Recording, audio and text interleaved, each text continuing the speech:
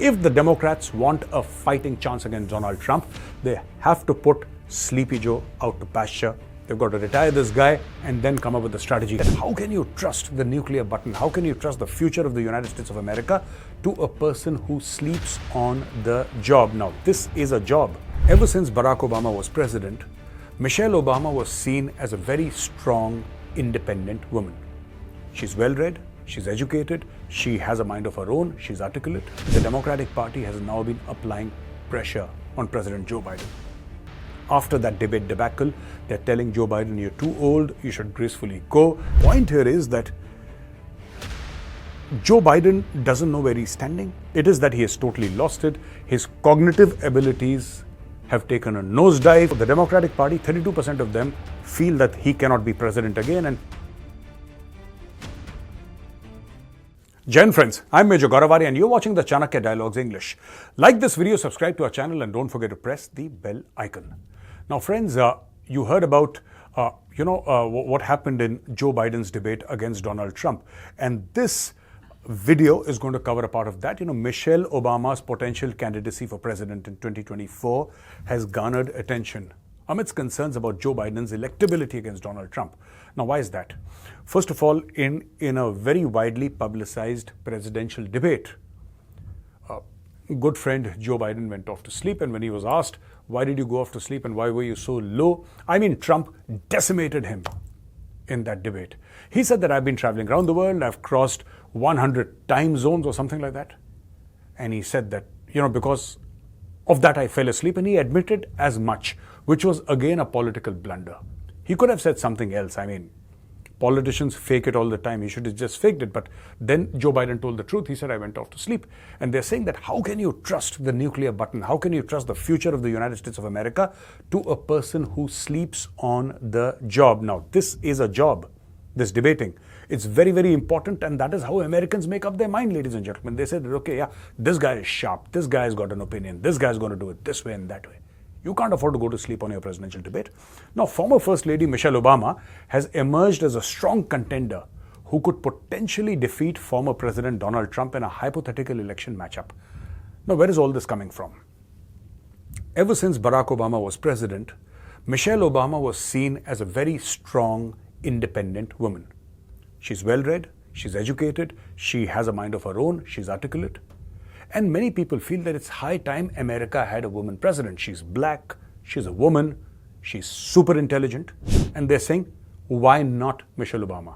Now, the only point is that Michelle Obama does not want to become the president of the United States of America. Recent polls indicate that Obama, which is Michelle Obama, who has not shown any interest in running for office, leads Trump by a substantial margin of 50% to 39, which means Trump is at 39, she's at 50. Now, this positions her as a powerful alternative for the Democratic Party. And you know what? The Democratic Party has now been applying pressure on President Joe Biden. After that debate debacle, they're telling Joe Biden, you're too old, you should gracefully go, let somebody else take your place. They're saying it's simply not worth it because we will lose the elections. But Joe Biden insists. He's saying I'm absolutely fine and there is nothing wrong with me. You see, I'm not saying that Donald Trump is the ideal president of the United States of America. I'm not saying that. All I'm saying is that two people have done their primaries and two people have come out because of the blessings and the support of the people of the United States of America.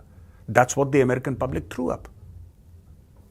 I again reiterate, maybe Donald Trump is not the ideal presidential candidate, but the point here is that Joe Biden doesn't know where he's standing. And Joe Biden shakes hands with imaginary people, and Joe Biden will greet imaginary people. He'll talk to imaginary people. A lot of people feel that he's losing it. And let's not forget, this is not the president of Timbuktu we're talking about.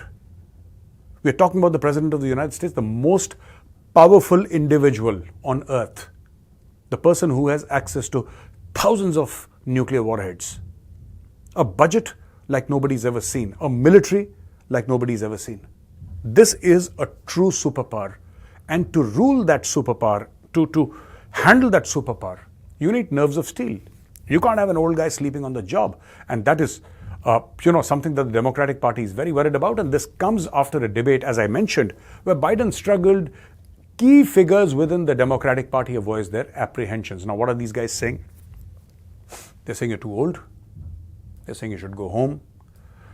They're saying that if the Democratic Party has a chance of winning at all, if at all the Democratic Party has a chance of winning, it will only be when we remove Joe Biden from the equation. Now, everybody wants to win, ladies and gentlemen, and that's true. Every single person wants to win. Nobody goes into an election saying, hey, it'll be a great idea to lose. Now, the Democrats also want to win, and so do the Republicans. But today, especially after that debate, so today the Democrats feel that the only thing standing, and it could be wrong, I'm saying their feelings and their opinions on this matter may be wrong, but this is what they feel, and I'm merely telling you what they feel. And many Democrats feel that the only thing standing between them and victory is Sleepy Joe. Now, they voiced their apprehensions, and political historians and donors are also urging a re-evaluation of Biden's candidacy to ensure the party's success. Now, a lot of people have given millions and hundreds of millions of dollars. People say billions of dollars have been spent on the American elections. They've already been given. Now they'll be deployed. This money will be deployed. It's already being deployed. And everybody wants to know, hey, what are you doing with my money? I put my money on a Joe Biden who was awake. I put my money, when I say I don't mean myself, but I'm saying about the American donors, the guys with the big fat checkbooks. They have put their money on a Joe Biden who's awake. A Joe Biden who look after their political interests. A Joe Biden who has a finger on foreign policy. A Joe Biden who has a finger on geopolitics. Just imagine Joe Biden gets elected and he comes face to face with Xi Jinping. Or even worse, he comes face to face with Vladimir Putin. God bless Joe Biden. They're going to eat Biden for breakfast. Biden won't know. He has seemed increasingly lost in the past couple of months. He was always lost. I mean, in the sense that for the past few years, he's looked lost. But in the past few months, especially, it is that he has totally lost it. His cognitive abilities have taken a nosedive. As I mentioned earlier, he's shaking hands with people who don't exist. He's talking to people who don't exist. He's waving at a crowd that is not there. There is nobody there, and the TV camera showed it. He had a brain freeze. I mean, I don't know what a brain freeze is, but that is what the American press, the American media is calling it. Everybody was dancing, and Obama was dancing with Michelle Obama, and other people were dancing, and there was this function happening. And Joe Biden just stood like that. He was like, he didn't move. He didn't blink. He just stood there. And then very gently, Obama had to take him away. And you know what people are talking about, especially the Republicans? They're saying that Biden is being pumped full of drugs so that he can get through the day. When I say drugs, I don't mean cocaine and heroin. I mean maybe steroids.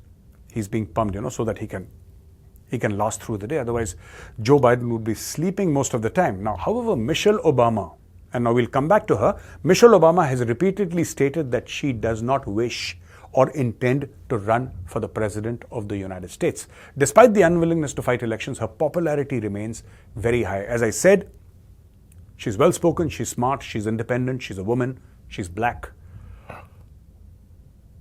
Above all, I think the people really like her. She's got a certain charisma about her, which it's very difficult to place a finger, but she generally seems very pleasant. She seems like a good person. That is what people say about her. That is what Americans say about her. Now, why are the Democrats concerned? All right. Concerns have been raised following President Biden's recent debate performance, where he almost fell asleep. I told you about this, guys. He fell asleep on stage due to a demanding travel schedule. Now, according to Reuters, both Biden and Trump maintain the same ground in the sense that they have not backed off from their positions. But, and he's saying that, Biden is saying that, no, I have not lost ground and I was just sleepy and that's okay. He's saying that's okay.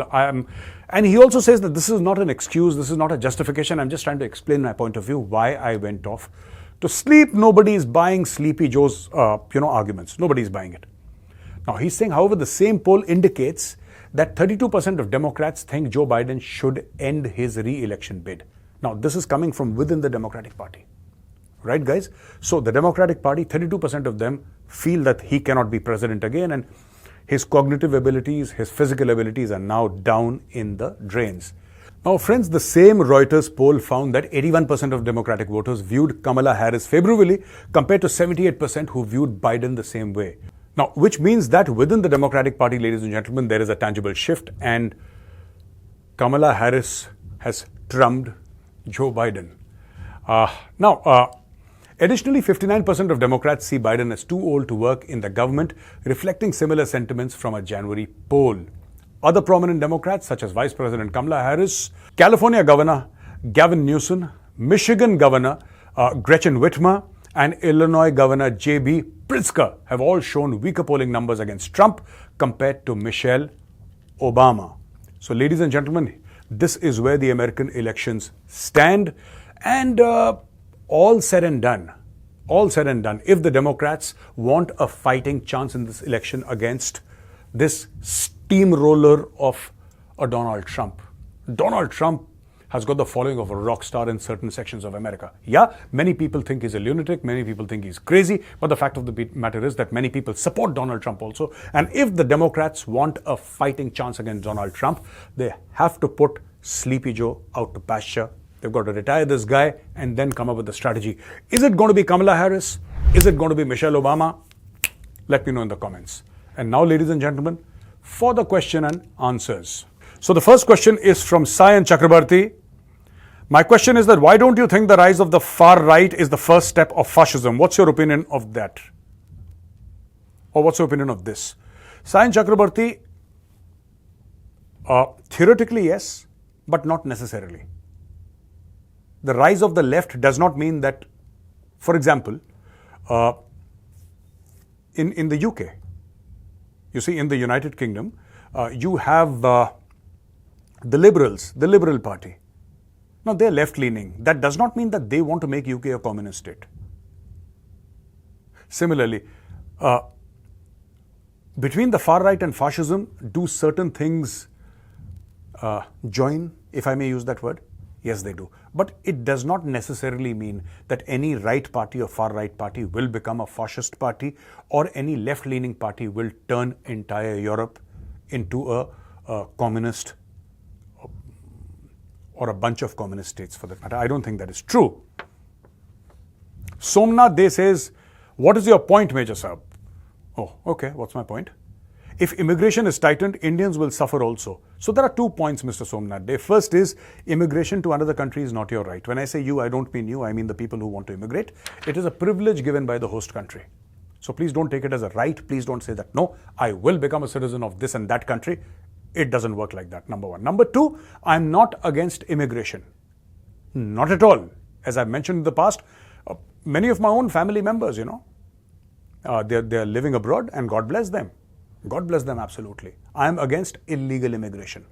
Why am I against illegal immigration? Because it's happening in India. I'm sure you know what's happening in West Bengal. I'm sure you know what is happening from the northeastern states, all of them, or many of them, sorry, I beg your pardon, many of them bordering Bangladesh. You know what's happening with the Rohingyas. There are crores of people, literally not lakhs, but crores of people who are illegal immigrants who are coming into India. It is a national security threat. It's a big problem, which is why I am against. I will not say that just because an Indian, okay, I'm an Indian, I'm a proud Indian, and just because another Indian goes to the UK as an illegal immigrant, I will not support that person. That person deserves to be in jail. Like the Rohingyas and the Bangladeshis deserve to be thrown out of here. Any Bangladeshi who wants to become an Indian citizen, there is a right way to do it. You're welcome. You're most welcome. We love you, we honor you, and we are not against your being a Bangladeshi. We are not against your nationality, not at all. Both of our countries are friends, we are not against you, but I am against Indians going illegally into any other country. Legally, go wherever you want. Illegally, absolutely, it doesn't matter. It doesn't matter to me. Arjun Raju is saying, Major Saab, the question you need to ask is how many Palestinian refugees have been given asylum in Jordan, Syria, Egypt, Yemen and Lebanon? Answer is 0. These Muslim countries realize better than anyone the disaster this will lead to. Look what happened in Germany. Legally also, Muslims must go and settle in the Muslim countries. There are 57 of them. No positive effect at all, only destruction. And now they want Sharia law in all of Europe. Mr. Arjun Raju, you're saying that, Major Saab, the question you need to ask is, I've already asked this question so many times. And I understand and I totally agree with you. No Muslim country is letting in Palestinian refugees or Muslim refugees. They won't do it. They will not do it. Right? How many Rohingyas are in Saudi Arabia and the UAE? Please let me know somebody. Nobody's interested. And these people are gaming the system and getting into Europe. And soon, Europe is going to be Sharia compliant unless the right-wing parties wake up. So ladies and gentlemen, that's all that I have for you today in our video. If you like this video, press the like button. Subscribe to our channel and don't forget to press the bell icon. Jai Hind, Vande Matram, Bharat Mata Ki Jai.